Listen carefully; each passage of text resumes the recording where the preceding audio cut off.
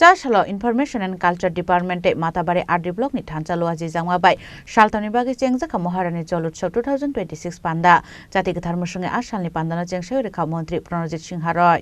আসলে প্রধানমন্ত্রী প্রণজিৎ সিনহা রয় কারেব মানজাকা এমএলএ অভিষেক দেবরয় এমএলএ রামপদ জমাতিয়া গুমটি হাঙ্কর সভাধিপতি দেবল দেবরয় উদয়পুর পুর পরিষদনি চেয়ারম্যান শীতল চন্দ্র মজুমদার মাটাবাড়ি পঞ্চায়েত সমিতিনি chairman Shilpi Das information and culture ডিপার্টমেন্টনি ভাইস প্রেসিডেন্ট অজিতেন খবৈতে কবনাদং রক আপনি আগ্রহ পান্ডাও কংনারকা মন্ত্রী প্রণজিৎ সিনহা রয় জল উৎসব সম্পর্কে মাননীয় বিধায়ক দয় এখানে বিস্তৃত বলেছেন গঙ্গা পূজা করার জন্য আবেদন রেখেছেন মাননীয় বিধায়ক রামপদ জমাতিয়া মহোদয় অভিষেক দেবরায়ের সঙ্গে কথা বলছিলাম যে গঙ্গা পূজা করা যায়, কারণ এটা যদি একদিন ব্যাপী এই উৎসব হতো,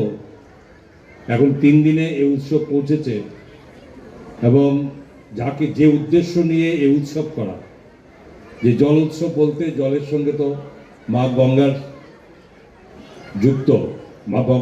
গঙ্গাকে বাদ দিয়ে তো আর জল উৎসব হয় না। এটা আগামীবার থেকে যদি করা যায় সেটা একটা আলোচনা করে নেওয়া দরকার। আর সবচেয়ে বড় কথা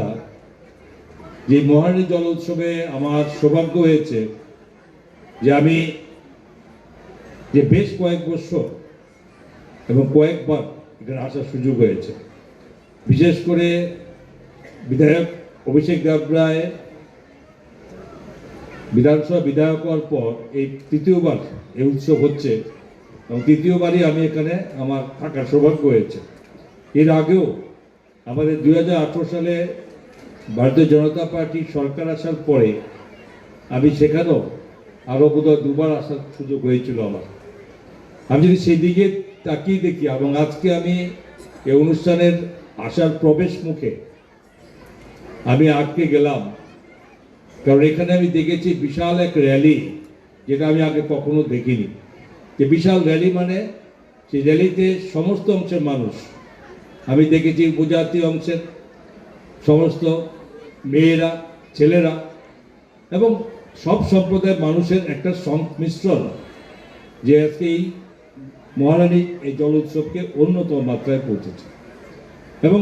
এটাকে আমি মহারানী জল উৎসব বলা হয়। আমি যখন প্রবেশ করি তখন মনে হয়েছে